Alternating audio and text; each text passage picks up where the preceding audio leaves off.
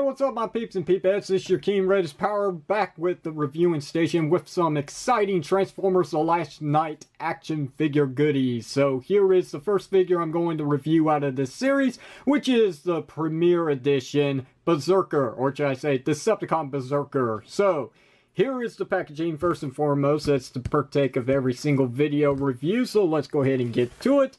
We've got a nice picture of Berserker there. Pretty cool. Very Predator-like. There's that. Named Decepticon Berserker. We got the Decepticon insignia right there. We got Transformers The Last Night at the very bottom of the box.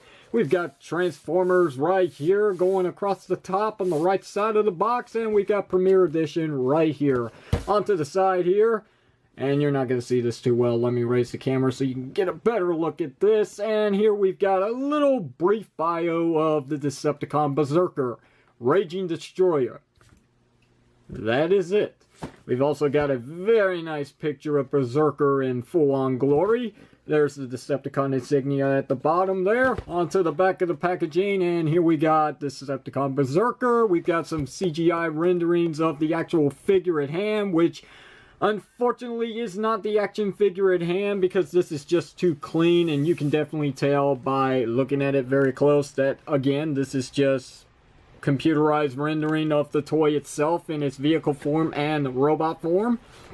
Other figures available in this line is Bumblebee and Barricade, and we will get to those. And that's basically it for the packaging. There's not much else to show off. Alright, so here is the Decepticon Berserker in all of his glory in vehicle form, and I gotta say, this is a hunk of junk.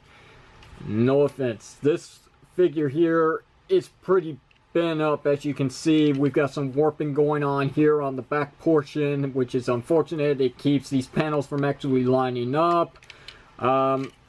It's an overall atrocious mess. I mean, it's a pretty cool design, a very nice vehicle, works good for the character, just the execution is flawed.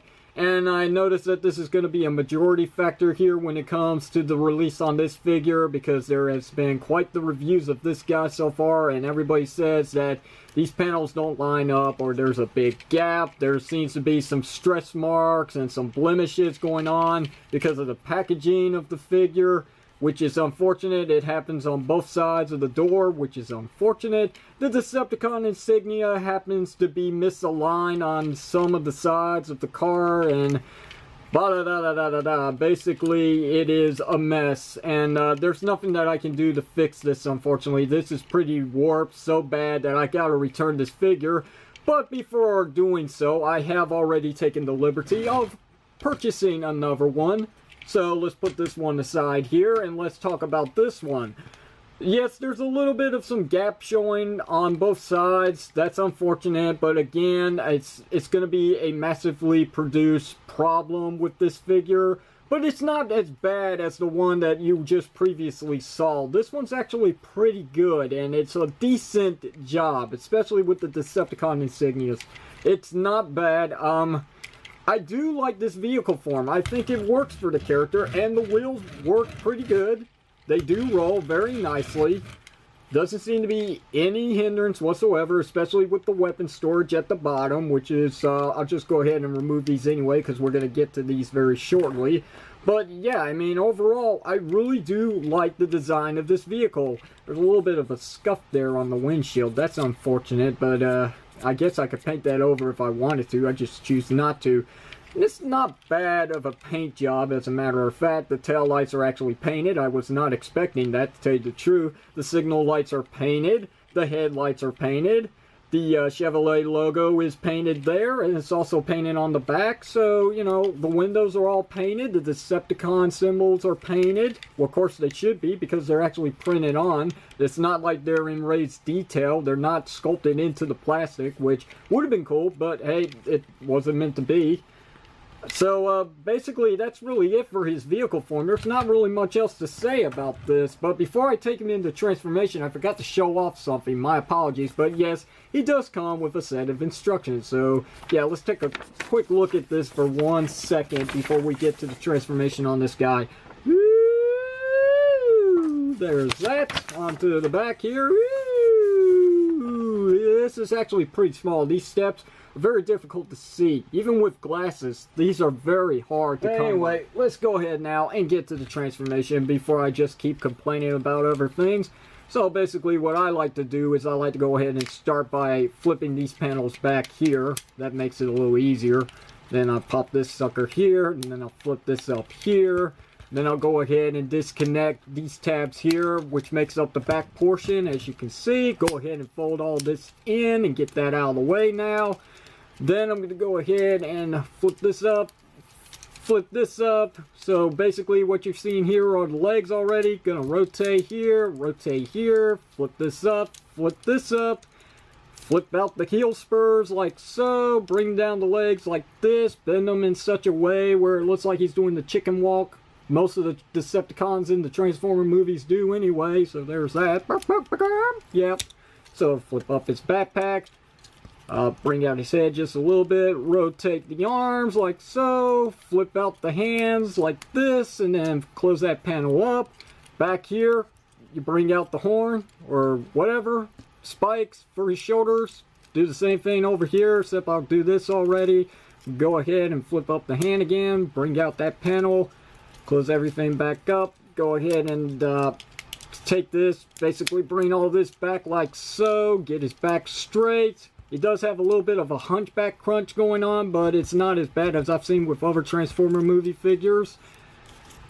And let's see if I got all this corrected, because something doesn't look right here.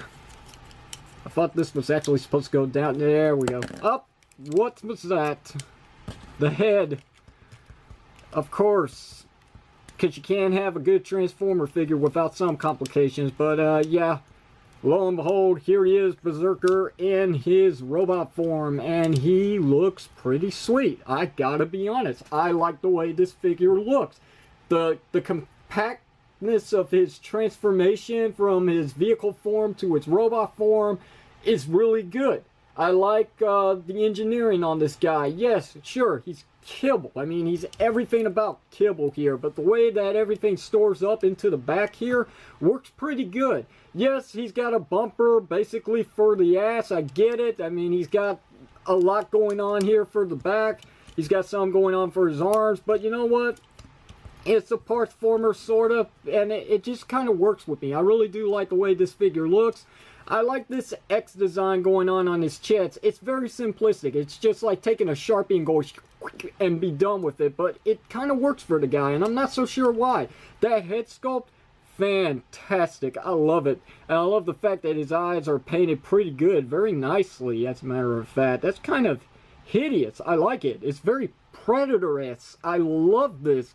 The tentacles going on for his hair, I guess, it works pretty good. I like the details. That's very interesting. This character is very interesting overall. I really do like it. Sure, he's got complications, especially with his transformation going back into vehicle form. It's a total nightmare. But as it stands, this is one of the very cool looking Decepticons, if not one of the 3 Decepticons to come out of this toy line so far for the movie series. So, you know, basically everything's here. I love the proportions. I love the design of this character. Very interesting. I like him. Let's go ahead and give him his weapons here.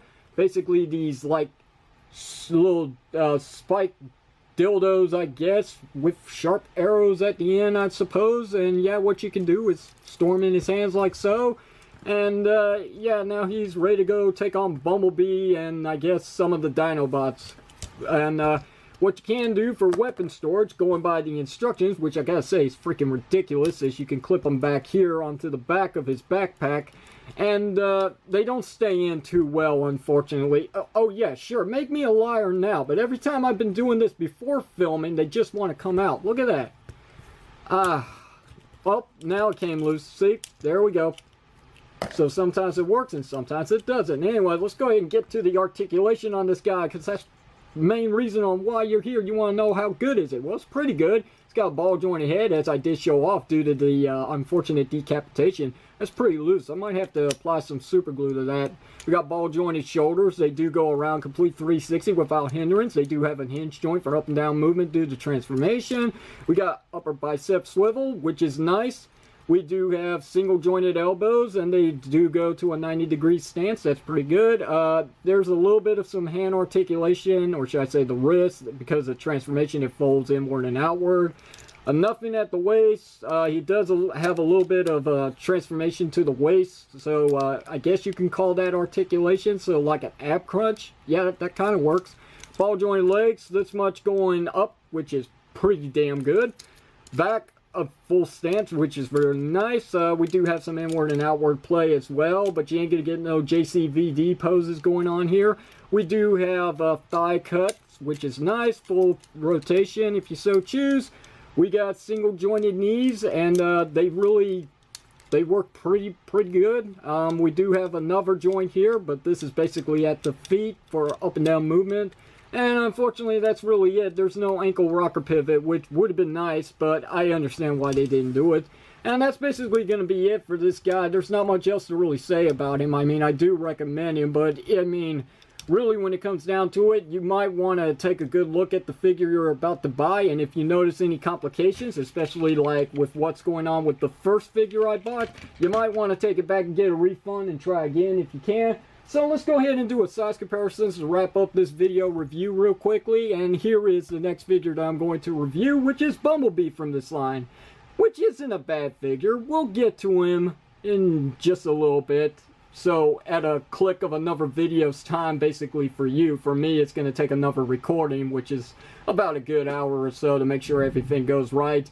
So that's going to do it, guys. There's not much else to really say about this. I've already given my 2 cents on him. On to the next video review. So questions or comments, you know what to do. Hit it down below in the comment section of the video. If you like today's video review, hit that thumbs up button. If you haven't already, don't forget to hit that subscribe button to see other video reviews similar to the one you're seeing here today, with more Transformers The Last Night action figures on the way. Until then, this is your King Red is Power signing off, saying thank you very much for watching this, and I will see you whenever you see me.